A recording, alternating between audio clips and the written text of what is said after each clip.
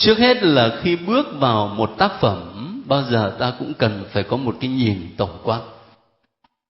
Điều này mình đọc Thánh Kinh một mình là ít có lắm. Chỉ có đi học ở trong những khóa, những lớp thì mới được cung cấp cái nhìn tổng quát. Cho nên quan tâm một chút. Sách Juditha được viết vào thế kỷ thứ 2 nhằm trả lời cho cuộc khủng hoảng đe dọa các tín hữu Do Thái ở Palestine. Chúng ta rất dễ lẫn lộn cái từ Palestine ở đây với từ Palestine mà ngày hôm nay ta đọc ở trên báo chí. Ngày hôm nay các anh chị đọc cái từ Palestine ở trên báo chí, các anh chị có nghĩ rằng đó là người Do Thái không? Đâu có đâu. Đánh nhau với Do Thái kịch liệt mà. Phải nhớ rằng Palestine ở đây hay là Palestina đó là mảnh đất quê hương của Chúa Giêsu và người Do Thái nhé. Chứ không phải có ý nói về người Palestine ngày hôm nay. Dễ có sự lẫn lộn đó lắm. Năm 175 trước công nguyên, phải gạch cái con số 175 để mà nhớ cái thời điểm lịch sử. Ông vua Antiochus Epiphanes thứ tư đó, ông mới chiếm đóng Syria và Palestine, tức là quê hương của Chúa Giêsu, của người Do Thái đó. Ông ta ép buộc người Do Thái không những phải chấp nhận văn hóa và phụng tự của Hy Lạp, mà còn phải bỏ những thực hành truyền thống của họ, như là gạch dưới cái từ này, cắt bì, và những luật lệ về chay tịnh. Cắt bì có quan trọng không? Anh ấy trả lời là coi như bỏ đạo, đúng không? Ta học sách ngũ đó. Khi tổ phụ Abraham ký kết giao ước với Thiên Chúa thì dấu chỉ là cắt bì.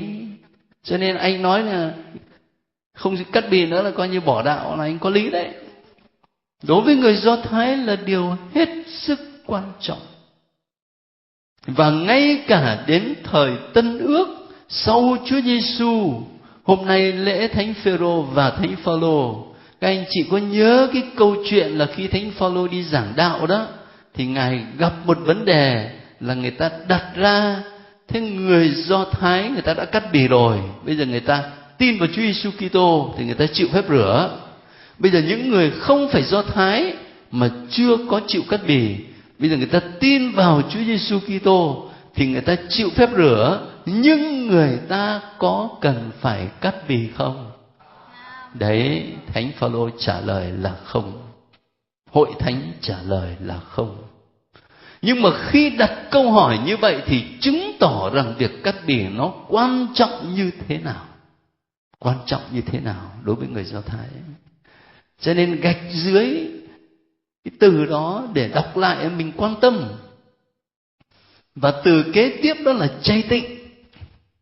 Đó, các anh chị đọc phúc âm thì thấy đối với những người Do Thái đạo đức, việc chay tịnh quan trọng như thế nào. Ta học sách tiên tri rồi, tôi đã nói với các anh chị rồi.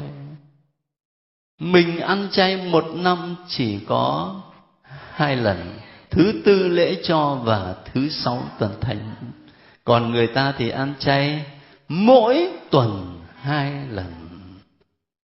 Và ăn chay của người ta là nhịn ăn và nhịn cả uống nữa, từ 6 giờ sáng đến 6 giờ tối. Còn mình ấy thì uống thoải mái, chỉ có kiêng ăn thôi, vậy mà cũng còn quên. Cho nên đối với người ta chay tịnh là quan trọng lắm à.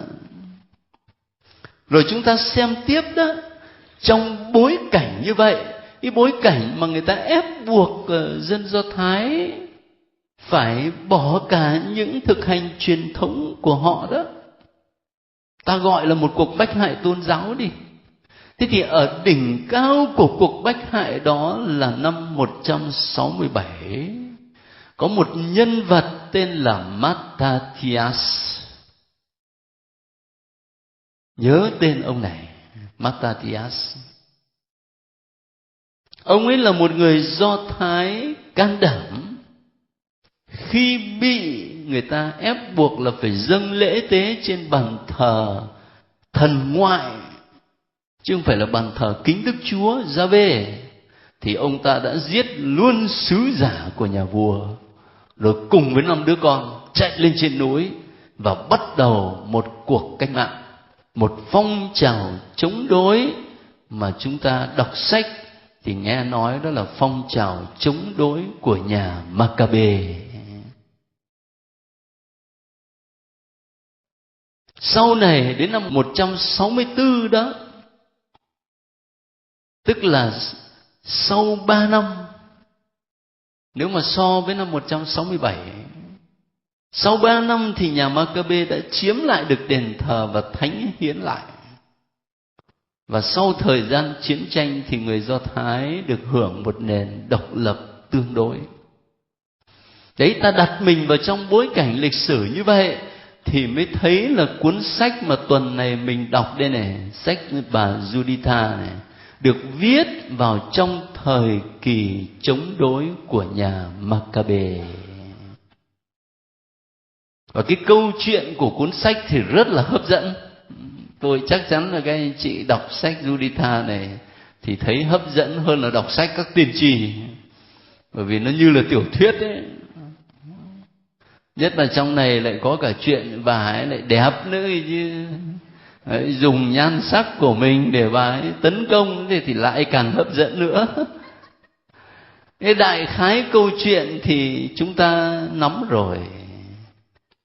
Thực sự người ta kể cái câu chuyện này là từ thời của quân Assyria, nhưng mà người ta nhắm cái mục đích á, là để nung nấu tinh thần của những con người ngày hôm nay sống trong thời lúc bấy giờ.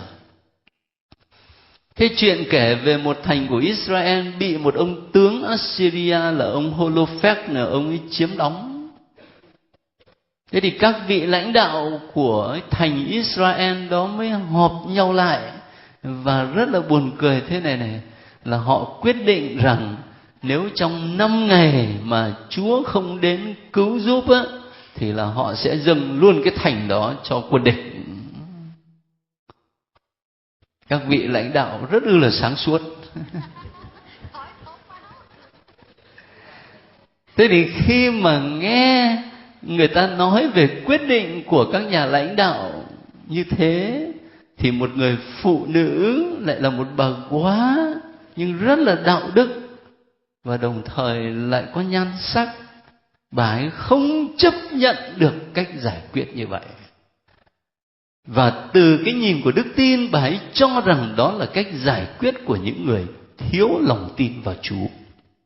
Thế cho nên bà ấy đã đến gặp gỡ các nhà lãnh đạo đó. Và cuối cùng thì bà ấy cầu nguyện. Cùng với cầu nguyện là bà ấy trang điểm nữa, để dùng nhan sắc của mình mà đi đến gặp ông tướng Holophech. Và cuối cùng ông tướng oai phong là thế mà bị bà ấy chặt đầu như đùa vậy. Thế là dân Chúa được nhờ. Nội dung chính của câu chuyện là như vậy. Nhưng thật lòng tôi lại sợ thế này, bởi vì câu chuyện nó hấp dẫn quá, cho nên các anh chị cứ đọc như là đọc chuyện vậy thôi, mà mình không có dừng lại để mình xem là sứ điệp mà cuốn sách muốn gửi gắm cho mình nằm ở đâu, là cái gì, và kể cả những chi tiết ở trong câu chuyện nữa, muốn nói cái gì. Chính vì thế mà cùng với một cái nhìn tổng quát này, tôi chỉ xin các anh chị có một điều thôi, là bây giờ chúng ta phải tập trung vào người phụ nữ có tên là Juditha. Chúng ta tập trung vào người phụ nữ này. Xin lấy sách ở chương thứ 8. Từ câu 1 cho đến câu 8 là phần tiểu sử của bà Juditha. Chúng ta cùng nhau đọc đoạn này. Tôi sẽ thử gợi một vài ý tưởng xem là các anh chị khi đọc có quan tâm đến hay không. Trong những ngày ấy, bà Juditha nghe biết những chuyện đó. Chuyện đó là chuyện gì? Cái chuyện mà định đầu hàng đó. Nếu mà 5 ngày Chúa không đến Chúa cứu. Bà là con gái ông Merari. Ông Merari là con ông Ốc. Ông Ốc là con ông Joseph. Ông Joseph là con ông Uzziel. Ông Uzziel là con ông Khenkiza. Ông Khenkiza là con ông Hanania. Ông Hanania là con ông Gideon. Ông Gideon là con ông Raphael. Ông Raphael là con ông Akitub. Ông Akitub là con ông Elia. Ông Elia là con ông Khenkiza. Ông Khenkiza là con ông Eliab. Ông Eliab là con ông Nethael. Ông Nethael là con ông Selumiel. Ông Selumiel là con ông Sarasadai. Ông Sarasadai là con ông Israel. Rồi, thế đọc cái này thì có để ý gì không? Giống Gia Phả của Chúa Giêsu hả? Anh nói Gia Phả là đúng rồi đó. Nhưng mà nó giống Gia Phả Chúa Giêsu không thì tính sau. Mục đích người ta viết bản Gia Phả này để làm gì? Ngược từ đầu. Bà là con gái ông Merari rồi cứ đi ngược lên và cuối cùng kết thúc ở đâu? Israel. Mà Israel là ai? Jacob. Đó. Tổ phụ của dân Israel. Tên là Jacob mà cuối cùng đổi thành tên Israel. Và có 12 người con cầm đầu 12 chi tộc của Israel. Như vậy đó, mình đọc thoáng qua mình không có để ý. Nhưng mục đích của người ta ở đây này, làm cái bản Gia Phả đi từ bà Juditha mà ngược lên các vị ở trước đó, để chứng minh rằng bà này là dòng dõi tổ phụ Jacob.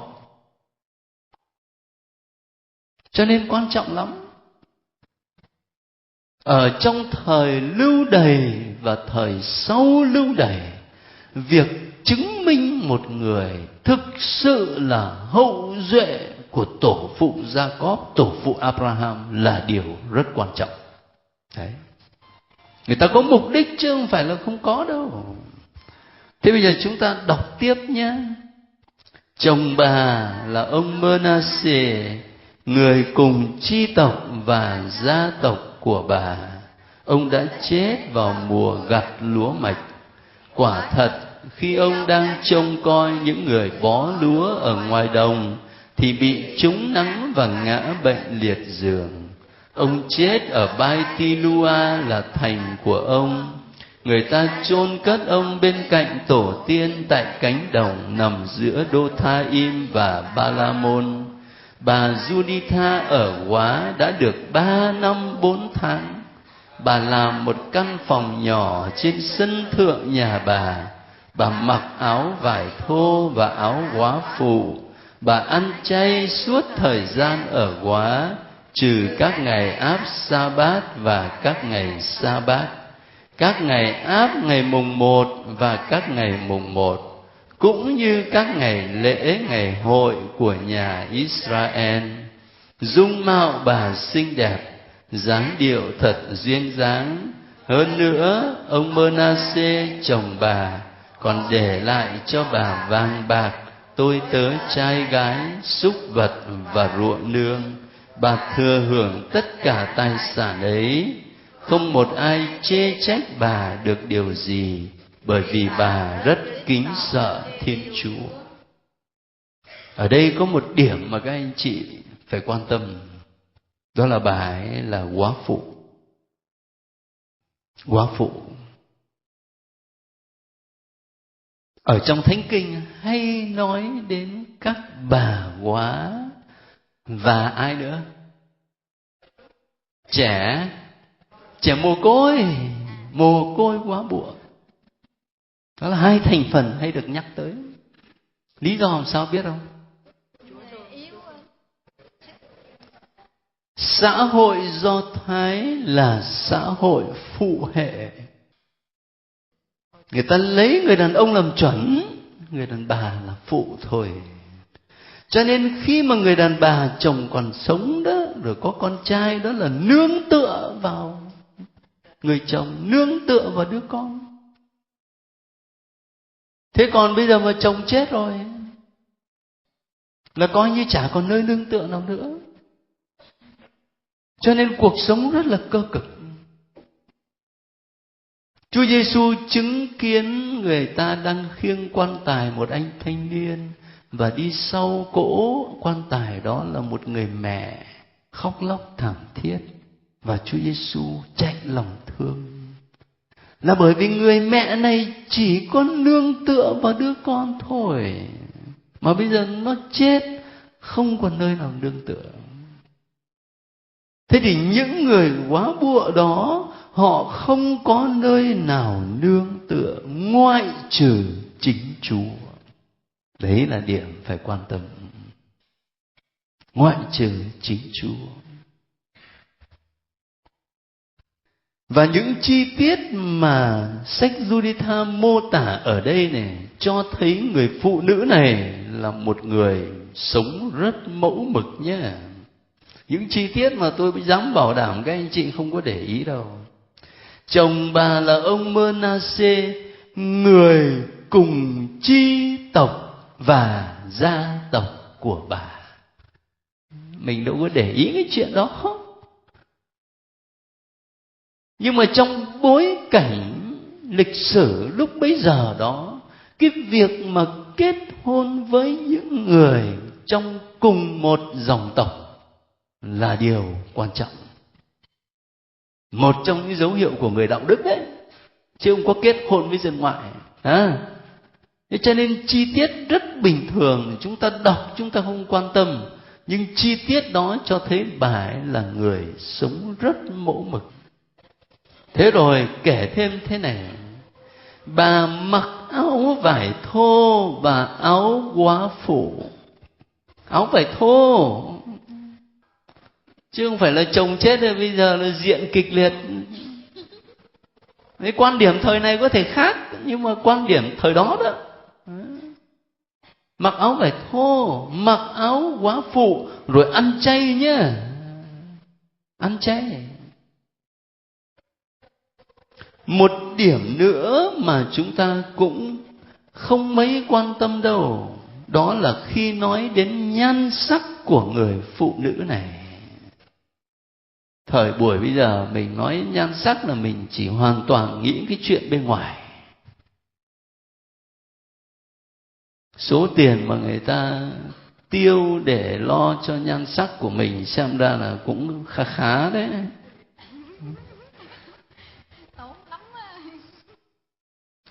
Nhưng mà trong Thánh Kinh á, trong bối cảnh của sách Thánh á, thì khi mà nói đến nhan sắc không chỉ là cái chuyện bên ngoài đâu.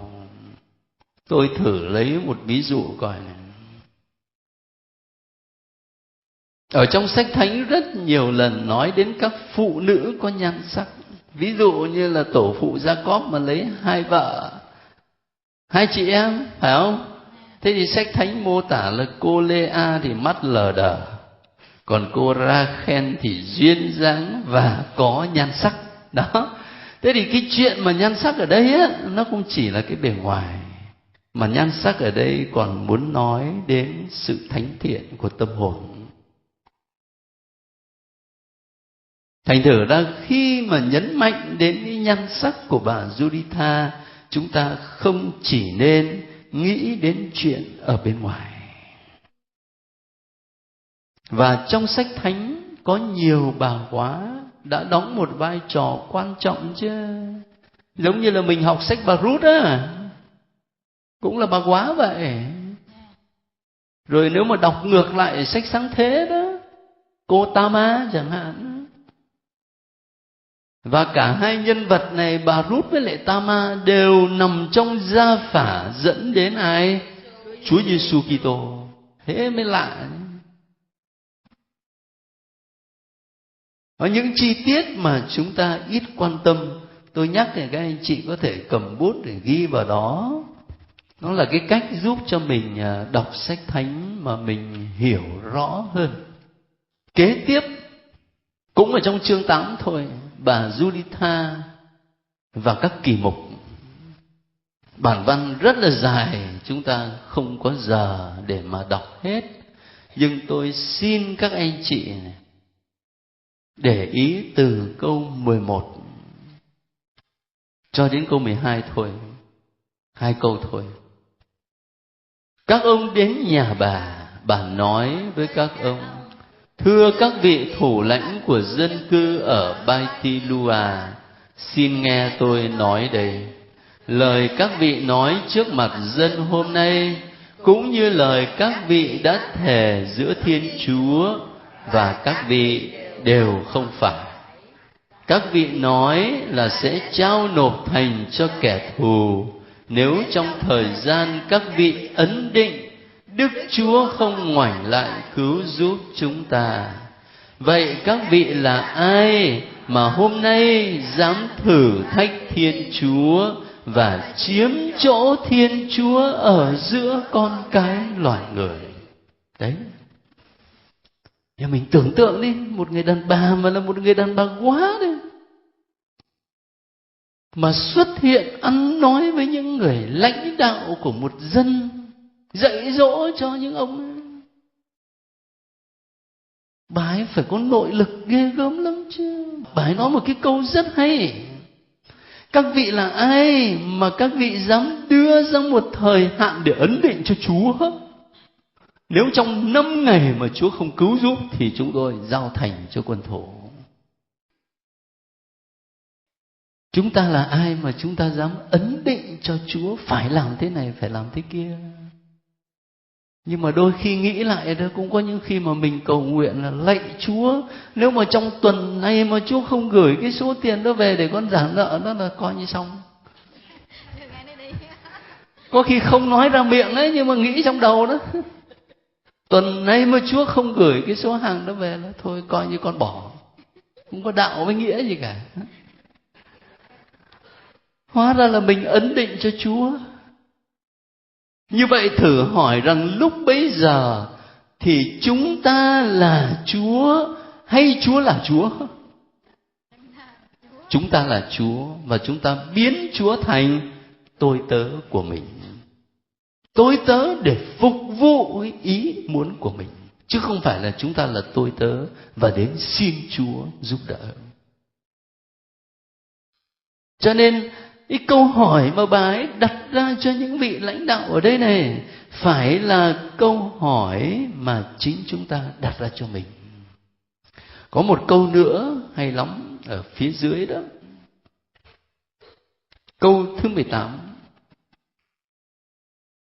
Thật ra trong các thế hệ của chúng ta hay trong ngày hôm nay, không chi tộc hay gia tộc nào, không thị trấn nào hay thành phố nào của chúng ta thấy xuất hiện những kẻ thờ lạy các thần do tay người phàm làm ra như đã xảy ra trước kia, khiến cha ông chúng ta đã bị gươm đông và cướp phá.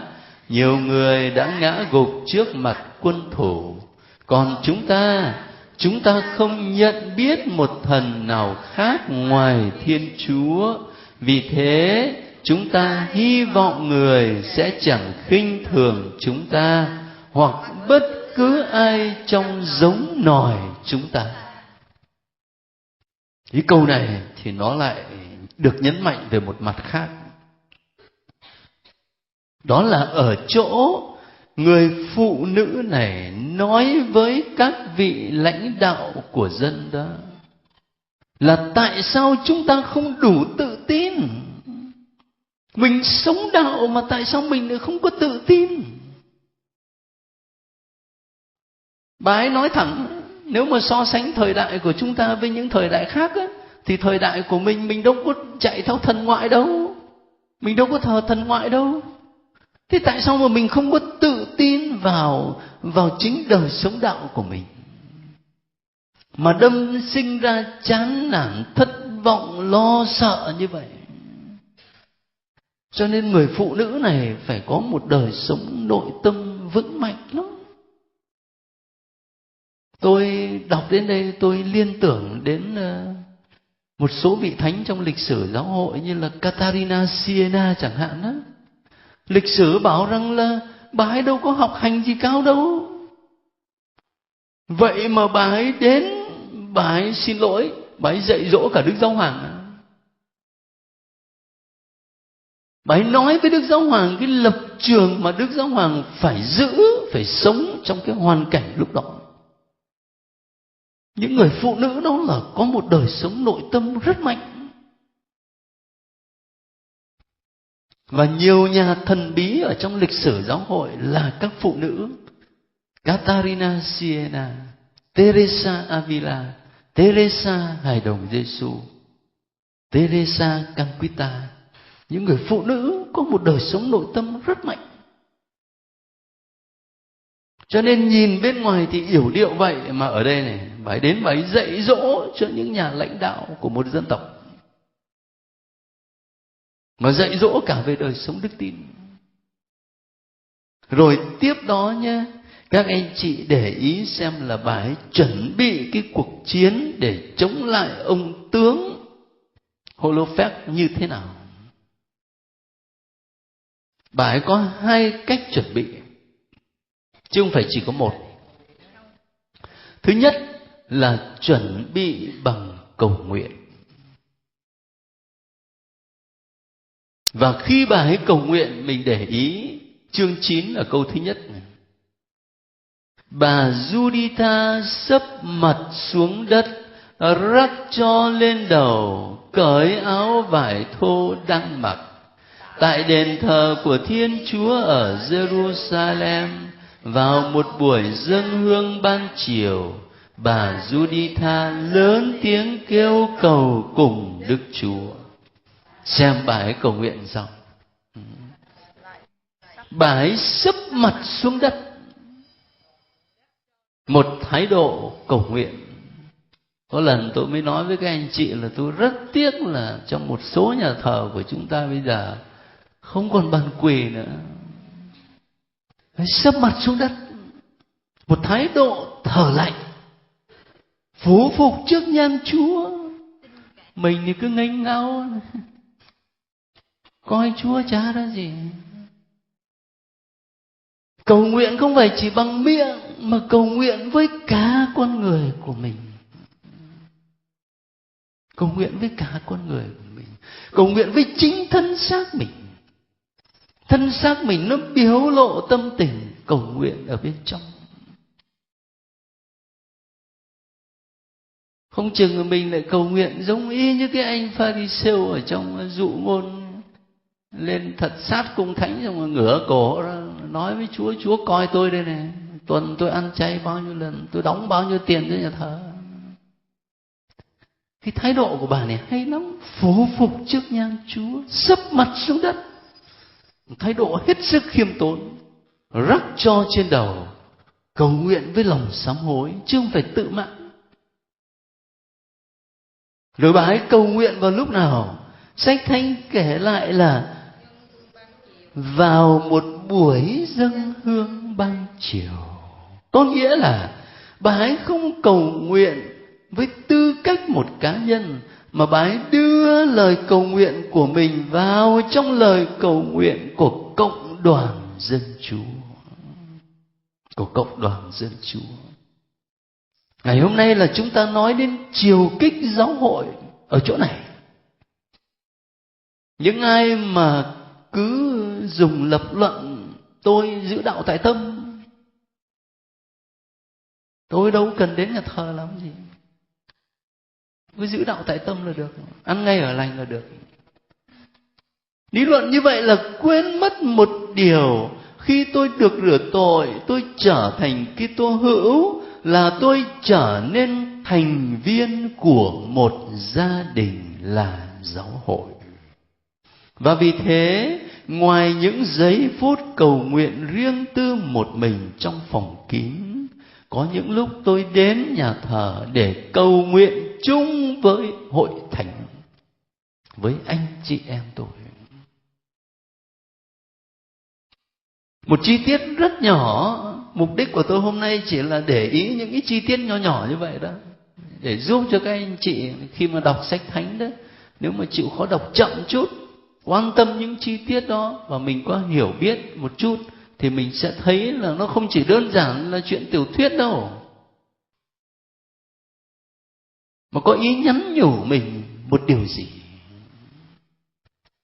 Và tất cả lời cầu nguyện của bà ấy ở đây, các anh chị đã đọc rồi, lúc nào có giờ đọc lại thì sẽ thấy nó toát lên một tâm tình tin tưởng và phó thác tuyệt đối vào Chúa.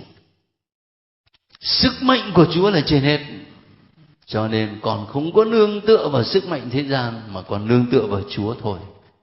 Mà bởi vì sức mạnh của Chúa là trên hết, cho nên khi con nương tựa vào Chúa là con chiến thắng. Cả một cái tâm tình phó thác ở trong lời cầu nguyện này. Thế cho nên tôi mới đặt câu hỏi với các anh chị. Nếu bà Juditha mà bà ấy đi vào cuộc chiến với ông tướng Holofernes, trước hết là bằng lời cầu nguyện tha thiết phó thác lời Chúa. Thế thì không biết là trong đời sống đức tin của mình, những lúc mà các anh chị và tôi phải chiến đấu với những cơn cám dỗ, mình có cầu nguyện không? Hay là mình dựa vào sức riêng của mình nhiều hơn? Mà có khi mình dựa vào sức riêng của mình nhiều quá, cho nên nhiều lần mình sa ngã. Và nếu mà mình dựa vào sức của Chúa thì khác. Nhưng mà chưa hết đâu, chúng ta phải để ý thêm một điều này, tức là sang chương thứ 10 đó, bà ấy chuẩn bị đi vào cuộc chiến trước hết bằng cầu nguyện. Nhưng mà đồng thời sau đó bà ấy còn trang điểm nhan sắc nhé. Bà trỗi dậy gọi người nữ tỳ đi xuống nhà, cởi tấm áo vải thô đang mặc, trút bỏ áo bà quá, lấy nước tắm rửa, sức dầu thơm hảo hạng, bới tóc chải đầu, chùm khăn lên, mặc áo sang trọng trước kia bà vẫn mặc khi ông Manasseh chồng bà còn sống. Rồi bà đi dép mang gì? Tôi tưởng là mang kiếng. Thời bây giờ chắc chưa có phải mang kiếng. Rồi đeo xuyến, nhẫn, bông tai, tất cả các đồ trang sức. Và bà trang điểm rất lộng lẫy đến nỗi bất cứ người đàn ông nào cũng phải đưa mắt nhìn. Rồi bà trao cho người nữ tỳ một bầu da đầy rượu, một vò dầu. Bà chất đầy túi da, nào là bột lúa mạch, nào là bánh vải khô, nào là bánh làm bằng bột nguyên chất. Bọc tất cả các bình lại rồi đặt lên vai người nữ tỳ. Chuẩn bị bằng cầu nguyện, và ở đây là chuẩn bị bằng trang điểm nhan sắc, cho đẹp, cho hấp dẫn. Như vậy thì nó có hai mặt. Một mặt là mình phải cậy trông vào Chúa, phó thác vào Chúa, cầu nguyện hết sức. Và một mặt khác là mình phải làm hết sức. Mình phải làm hết sức. Có những anh chị em ở ngoài Công giáo hình như người ta không hiểu hay sao đó, cho nên là người ta mới bảo thế thì nếu mà người Công giáo mà cầu nguyện như vậy là thôi, là cứ chơi thôi hả? Không phải làm gì hết hả? Chẳng hạn như bây giờ sinh viên sắp đi thi rồi, khấn Đức Mẹ kịch liệt, xong về nhà cha học gì? Bảo đảm là rớt. Bảo đảm là rớt thôi. Chúa với Đức Mẹ đâu có làm thay cho mình đâu không? Một đằng mình phải cầu nguyện hết sức, và một đằng khác mình phải nỗ lực hết sức. Bởi vì ngay cả những gì mà chúng ta tưởng là mình có, như là trí khôn, như là sự thông minh, sự hiểu biết, suy cho cùng cũng là ơn Thiên Chúa ban. Ơn Thiên Chúa ban thôi, chứ đâu phải tự mình mà có, phải không? Cái này tôi nói thật nhá, một cái kinh nghiệm tôi có lúc khi đi học tiếng Pháp mà còn bé. Mình nhớ mãi là ông thầy ông ấy bắt phải học thuộc lòng một cái bài luận dài như thế này bằng tiếng Pháp. Tôi nhớ là tôi chỉ đọc hình như là đến lần thứ 3 là tôi đã thuộc từ đầu đến cuối này. Nhưng mà bên cạnh tôi có một anh bạn mà anh học 4 tiếng chưa thuộc. Nhưng mà lúc đấy mình mới thấy nó là cái ơn để trên ban thôi. Chứ người ta chịu khó lắm, người ta học 3-4 tiếng. Thành thử ra những gì mà mình tưởng là mình có thực sự cũng là ơn Thiên Chúa ban. Có cái gì để mà kiêu căng. Và vì thế mà một đàng mình phải cầu nguyện và phó thác, và một đàng là mình phải làm hết sức của mình, nỗ lực của mình. Chứ còn bây giờ mình bảo cậy trông vào Chúa xong là cứ chơi thoải mái thì như vậy là không được. Và một đằng khác thì mình hoàn toàn dựa vào sức mình, không biết đến Chúa là ai cũng không được. Cho nên gương của bà Giuditha ở đây rất hay. Còn nhiều điểm chi tiết nữa mà chúng ta không có thời giờ. Và tôi hy vọng là ở trong các nhóm khi các anh chị chia sẻ với nhau thì cũng đã chia sẻ rất nhiều điều mà ta học được nơi nhân vật Giuditha này. Thế tuần tới thì mình đọc sách gì vậy? Esther. Xem ra có vẻ âm thịnh dương suy nhỉ? Toàn các phụ nữ cả ở đấy. Thế tuần tới chúng ta đọc sách Esther nhé. Thánh Lễ TV trân trọng cảm ơn quý vị đã quan tâm theo dõi và đăng ký kênh. Kính chúc quý vị luôn được mạnh khỏe, bình an trong Chúa và mẹ. Xin chào và hẹn gặp lại quý vị trong các video tiếp theo.